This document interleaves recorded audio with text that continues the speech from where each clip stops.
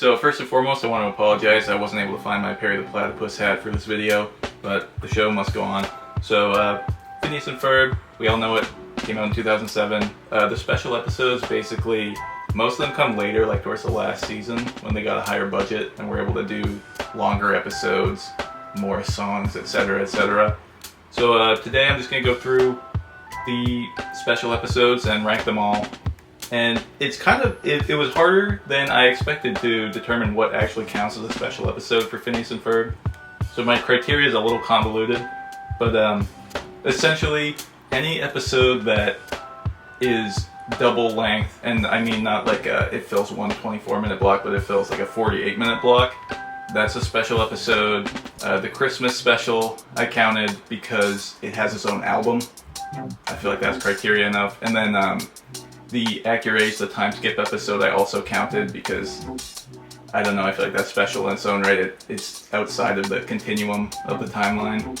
And so that's basically my criteria. So I got 10 episodes here, and we're going to go through them worst to best.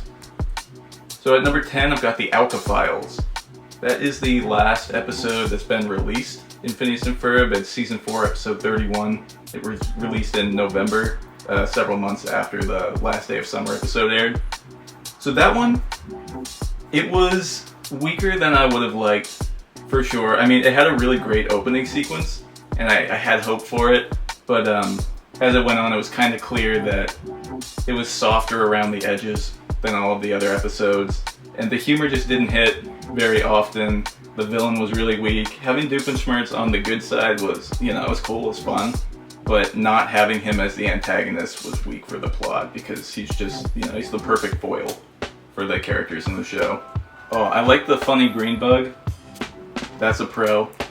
The animation in this episode was also a little bit wonky. It was kind of a different style than the rest of them. I don't really care about that as much in a Phineas and Ferb episode, but something to note. Yeah, so like I said, that was the last one that's come out until season 5 is coming out today. So that's exciting. But yeah, going on to number 9, I've got Where's Perry? So that's season 3, episode 30 and 31. That was the 2-part episode where they go to Africa, which was cool. I thought the Africa setting was great. So a couple highlights, Evil for Extra Credit, the Carl song. That song was fire. That's a highlight. That one Doof line. Doof had that one line where he said, "I think I may have gone on a date with that one. I had no idea she was a robot at the time." I didn't know I was going to do the Doof voice until I started, by the way. Sorry. Yeah, Africa setting was really cool. They had some going through the motions kind of plots. Like, it felt like, you know, their heart wasn't really in it a couple times. Like, the Brains versus Brawn plot line with Baljeet and Buford was pointless, I think, and, you know, not really funny. It was just kind of to use those characters in some way.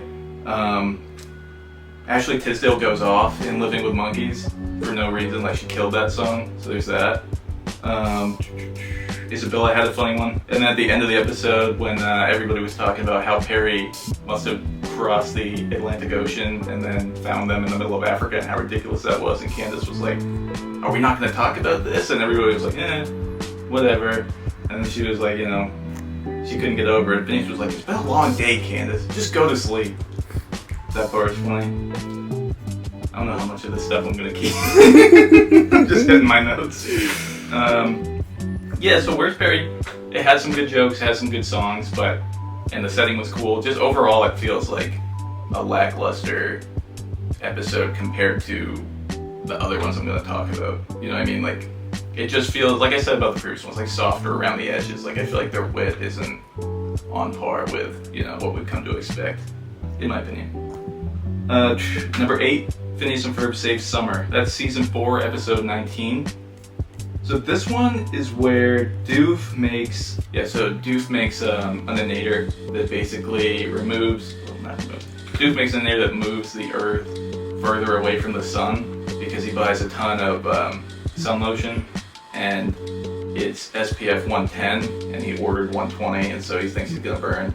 And so instead of returning it, he moves the Earth further away from the sun. So basically that happens, and then things start to get colder, and he like kind of brings on an ice age, and then Love Muffin decides to take advantage of this opportunity here with this innator that Doof made and take over the tri-state area and effectively the world because they're holding them hostage because they're like, all right, if you guys don't do what we say, we're just going to move the Earth further away from the sun and we're going to bring on an ice age and we're all going to die. So it's pretty crazy, like, it's a nice world-ending plot kind of deal, so that's cool. But, all in all, I feel like middle of the pack kind of episode. Like, I feel like there are some funny jokes. There were some, I don't know, I think that's the most mid out of all of them. I would say that's like the middle point of quality. Then we got number 7, Last Day of Summer. Okay, so from this one on, they're all really good. This one is great. Everyone above it is great. This is season 4, episode 30. It's the final episode, or was the final episode, and then they aired the OWCA Files like 5 months later. But Last Day of Summer, that one was really cool because they had like a time loop going on. But Candace goes over to Vanessa's place, and Doofenshmirtz happens to have made this innator that lets you redo a day. And so Candace hits that button because she wants to reloop the day and try again to bust Phineas and Ferb. And then Doof and Candace are both taking advantage of this time loop, and then gradually it starts to like screw things up. Like people start to forget about things, and then Lawrence starts licking his cereal out of the bowl because spoons aren't a thing anymore, and and then next thing you know, Phineas and Ferb get sucked out of existence. And so I love a good time loop. Everybody who knows me knows that, but this was a great plot. Good songs, really funny. The Doof plot was great. I feel like, I'm sure it's been done in the series several times, but it stood out to me in this episode. But highlighting the duology of Candace and Doofenshmirtz was very strong for me. That was great. And then the best part, honestly, was the finale. Them talking about all the things that they'd done that summer at the end of the episode, and then going into that big, strong finale of a song, time spent together. That was awesome. So it was a very strong end. Number 6, Summer Belongs to You. This one, honestly, when I first watched this one, I thought it was going to stay at number 1. But there are just a lot of really good ones. But Summer Belongs to You.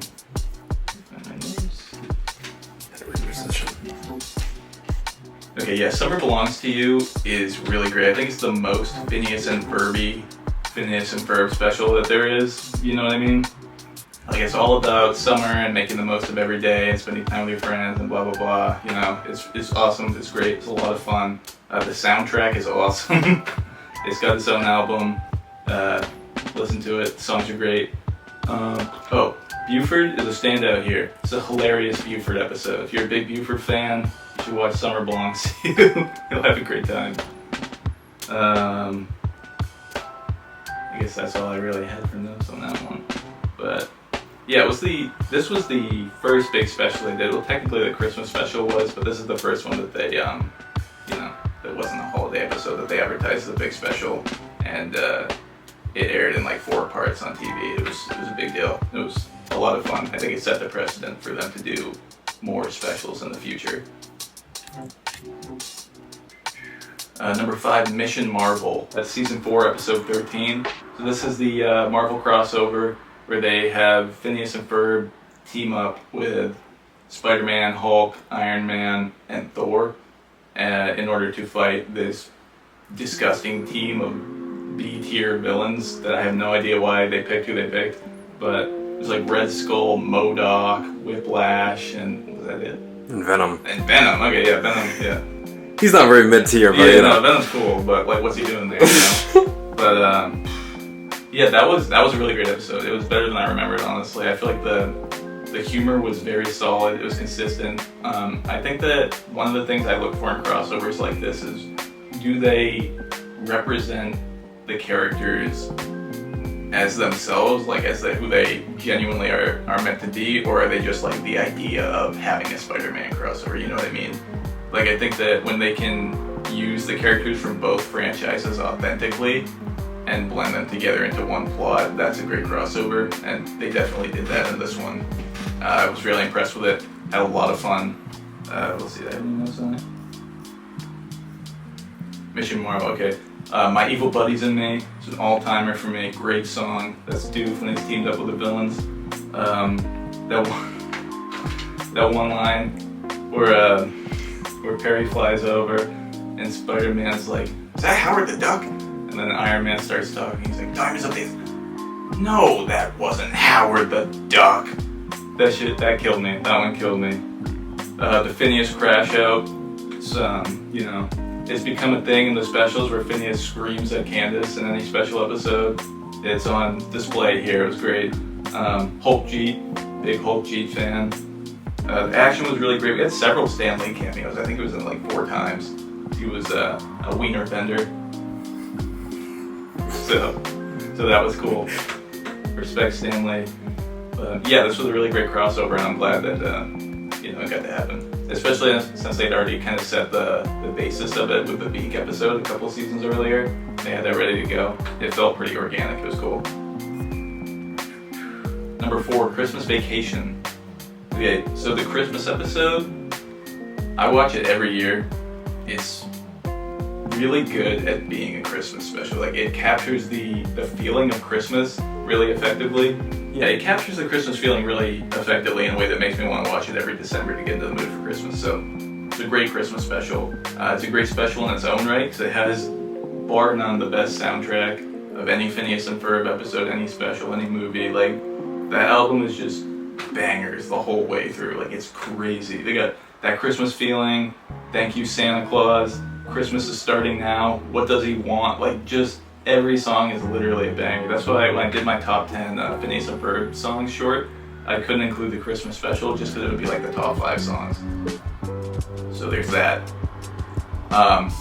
As far as the content of it goes, like the humor, plot is good.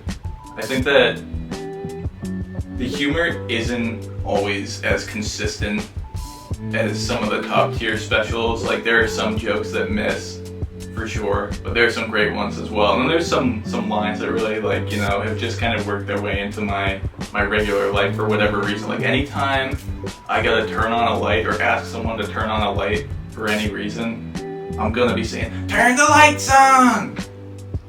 I don't think I did that voice well, but you get my point. The Buford line. Run that clip. Apparently I can't do a Buford voice. It's worth a shot though. Turn the lights on. Santa is coming. Damn. You learn something new about yourself every day. Can't do a Buford voice. Christmas special. Definitely good. Very good. Very good. A must watch every year. Number 3, Star Wars. Okay. Star Wars could have been number 1. Star Wars was really, really good. Everything I said about the Mission Marvel crossover, ditto for Star Wars. Like, excellent crossover. And they did it like Rogue One. Like, you could watch this almost...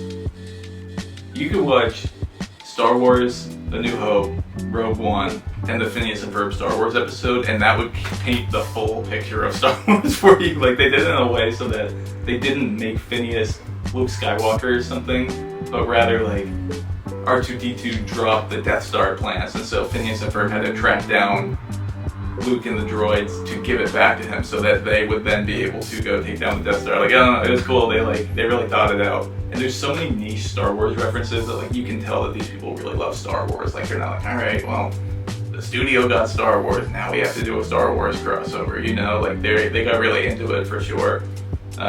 Turning Ferb into Darth Maul was sick. Spoiler, sorry. Yeah, it's a great crossover iteration. It's super funny consistently, so much great humor in it, and it just feels like a special event. It's one of the specials that really feels special. And I'll kind of say that about the top 3 because I think that's what makes them stand out for me. But yeah, the Star Wars one's great. Everybody knows that. What can I say? Alright, number 2, Night of the Living Pharmacists. Night of the Living Pharmacists. That's season 4, episode 26. This is the best hour-long special, in my opinion. It feels like a movie. Like, I would watch that in the theaters for sure. It's the most cinematic. It really feels like a special event. The character team-ups in this movie are not necessarily unique. Like, they've done them a couple times, but they're not the usual team-ups per se. I mean, I guess I'm really mainly thinking of Candace and Vanessa, which they have done a handful of times. So maybe I, just ignore that, what I just said. I don't know. But it felt different, It was cool. don't know. The plot of it, like the Doof takeover, it was more serious feeling than any other Phineas and Ferb plot. Because every episode, like, the world is at risk and nobody knows it. But like in this episode, it's at risk in a way that like they come as close as they ever have, and everybody knows that the world is actually at risk in this one, and it just feels really like dope. It's cool, and I feel like the plot is really strong. It keeps you going. The humor is really good. There's Shaun of the Dead references. If you're a Shaun of the Dead fan, that was funny. They got him in there a couple times. Bill Burr. There's the Doof line where he says, "This is my first time driving a helicopter." Yeah, I don't feel like I did this one justice in my explanation, but just take my word for it. Go watch it. Actually, don't take my word for it. Scratch that. Go watch it. Night of the Living Pharmacist. Excellent. Excellent. Number one, right? This is the last one I watched because I couldn't determine if I would count it as a special or not, but I decided to count it because it's the time skip episode. It's number one is Act Your Age, season 4, episode 29. So this episode starts off with Dan Povenmire and Swampy Marsh sitting on the chairs talking about fan letters they've gotten. They confirm that no, Perry will never have a girlfriend, and then they say, yes, we will see the kids as teenagers, and then they roll the episode. And this episode was really good. Like, definitely one of the best of the entire series. It's just really hilarious the whole way through. It's super satisfying to see it's super satisfying to see these character arcs come together down the line. And I feel like they really did every character justice. Like, they all feel authentic in the way that they developed over the 10 years. Like, even Buford turning into like the pretentious film guy, like, I don't know, it felt fair, like it felt authentic, I get it. And it's not necessarily like what you would expect for them either. So they got creative with it, it was cool. Yeah, the idea of Monogram being retired and Perry, Doof, and Carl going out bowling every Thursday is excellent. Every time they referenced that, I laughed. Doof having his midlife crisis was a great plot for him and Perry because it gave them their own one as well, so it wasn't just focused on Phineas and Ferb. But at the same time, they didn't want Doof to go back to evil and like be threatening the world and everything, so they just kind of let them do their own crazy thing where they went skydiving and all of that, and Doof was having a midlife crisis. It was super entertaining. It was nice to kind of have a different side of that. It's like the episode where Doof moves to the suburbs and him and Perry are just hanging out for most of it until, you know, he turns evil again. But I like that dynamic between them. Yeah, overall it was just super well written, and it was a blast to watch. Having Dan Povenmire and Swampy at the beginning and the end to kind of introduce it and do an outro was funny, and it gave it that special feeling. It's like those SpongeBob episodes where they do a special and they have Patchy the Pirate do an opening and an ending kind of thing. But yeah, they did it really well. And I just feel like Act Your Age is a brave episode to make because it could disappoint so many people, but they did it so well that it's the best special out of all the specials in the series so far. So that's my ranking for all the Phineas and Ferb special episodes. I can't wait to tune into season 5. Let me know what you guys think. What are your favorite specials from the series? And are you excited for season 5? Thanks a lot. I appreciate you being here. Don't forget what Goku says. And I'll be putting out more Phineas and Ferb content because a new season's coming out. So enjoy. Thanks, guys.